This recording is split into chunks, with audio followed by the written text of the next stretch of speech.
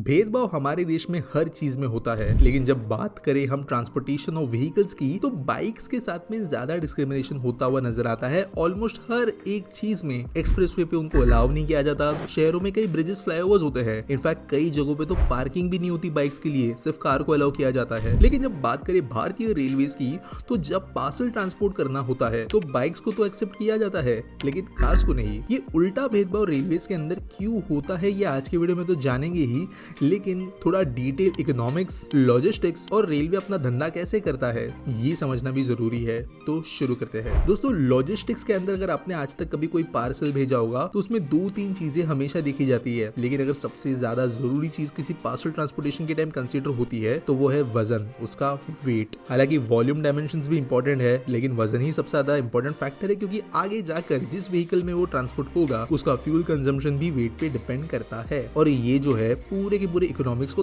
तोड़ देता है जब कार ट्रांसपोर्टेशन की बात आती है ट्रेन के अंदर, स्पेशली फॉर इंडिविजुअल्स। एग्जांपल लेते हैं, अगर एक स्प्लेंडर ट्रांसपोर्ट करनी है 110 सीसी की तो उसका वजन तकरीबन 116 किलो का होता है। रेलवेज जो है बाइक की इंजन कैपेसिटी और वजन के हिसाब से पूरा कॉस्ट निकालती है। तो दिल्ली से लेकर चेन्नई तक जनरली एक नॉर्मल ट्रेन में तकरीबन 4000 का खर्चा आपको आ जाएगा बाइक भेजने के लिए। हालांकि इसके अंदर पैकेजिंग चार्जेस और इधर उधर के जो चाय पानी है वो भी इंक्लूड करनी पड़ती है, लेकिन फिर भी अप्रोक्सीमेटली आप 4000 का कॉस्ट पकड़ सकते हो। अब एक बात करें नॉर्मल कार की, जैसे कोई नेक्सॉन गाड़ी, तो वो 12 स्प्लेंडर्स जितना वजन रखती है। यानी कि अगर सेम मैट्रिक्स के हिसाब से कैलकुलेशन किया जाए तो 50,000 तक का कॉस्ट आ जाएगा एक नेक्सॉन को दिल्ली टू चेन्नई ट्रांसपोर्ट करने में। और इसके जैसे बेटर ऑप्शन निकल कर आता है कि नेक्सॉन के अंदर हम पेट्रोल डाल के उसको चला ले, क्योंकि वो 50,000 से बहुत ज्यादा सस्ता पड़ेगा, और यही हमारे दूसरे ऑप्शन की तरफ ले आता है। देखो, बाइक जो है वो बहुत ज्यादा लॉन्ग डिस्टेंस ट्रैवलिंग के लिए नहीं बनी होती। अब बाइक में स्पेशली किसी छोटे सीसी के बाइक में दिन का अगर 100 किलोमीटर भी ट्रैवल कर लो तो वो बहुत ही ज्यादा बड़ा डिस्टेंस माना जाएगा, कंसिडर करते हुए कि आपको जो है पीठ दर्द वगैरह ना हो। लेकिन कार के अंदर अगर रोड वगैरह अच्छी है तो दिन में 500 किलोमीटर सफर करना भी कोई बहुत बड़ी बात नहीं है, और 300-350 जो है आप बहुत आराम से कर सकते हो। इसकी वजह से अगर आपको पूरा का पूरा क्रॉस कंट्री ट्रिप भी मारना है तो बाइक में मे बी आपको हफ्ते लग जाएंगे, लेकिन कार में आपको ये सेम सफर 2 से लेकर 3 दिन में या मैक्सिमम 4 दिन में करने का मौका मिलेगा, वो भी अगर आप रात को आराम करते हो तब। और कार्स को इसलिए पूरे देश में कहीं पे भी ट्रांसपोर्ट करने के लिए चला कर ले जाना ज्यादा बेटर ऑप्शन है। यहाँ पर मैं शोरूम वाले कंपनीज या बड़ी बड़ी फैक्ट्रीज वालों की बात नहीं कर रहा हूँ, मैं एज एन इंडिविजुअल की बात कर रहा हूँ यहाँ पर, क्योंकि रेलवे में बाइक भी जो है कंपनी वाले नहीं भेजते, इंडिविजुअल्स भेजते हैं, और इसलिए कार्स को जो है ट्रांसपोर्ट करना ट्रेन में एक इकोनॉमिकल ऑप्शन नहीं है।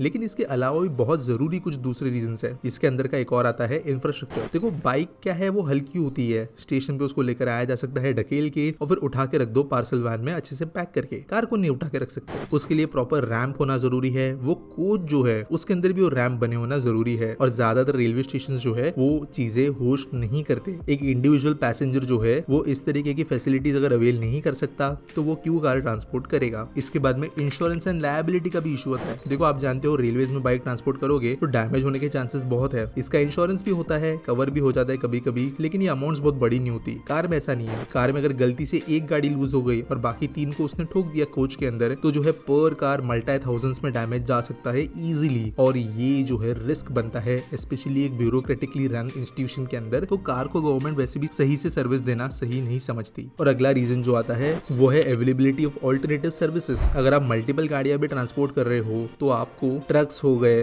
दूसरे तरीके रेल के ऑप्शंस हो गए, वो बेटर पड़ता है। हालांकि अब मैं यहाँ पे इंडिविजुअल वाली बात फिर से नहीं कर रहा हूँ, मैं यहाँ पर बात अब करना शुरू करता हूँ कंपनीज के बारे में। ऐसे लोग जो 15-20 गाड़ियां या कंपनीज के लेवल पे हंड्रेड्स ऑफ गाड़ियां एक साथ ट्रांसपोर्ट करते हैं, तो उनके पास में new modified goods wagon, proper car carriers, इन जैसे ट्रेन का ऑप्शन है, जहाँ पर चीजें ग्राउंड अप लेवल पे डिजाइन हुई है। तो यहाँ पे पर car economics of scale road पे चलाने से बेटर बन जाता है, और उसको चूज किया जा सकता है एज द बेस्ट ऑप्शन। लेकिन पैसेंजर्स के लिए कार को ट्रेन में ट्रांसपोर्ट करना एक अच्छा ऑप्शन नहीं बन पाएगा आने वाले लॉन्ग टर्म फ्यूचर में। उम्मीद करता हूँ ये वीडियो आपको अच्छी लगी होगी, छोटी सी प्यारी सी। लाइक करना, सब्सक्राइब करना, सजेशंस देना कमेंट में, और मिलेंगे अगले वीडियो में।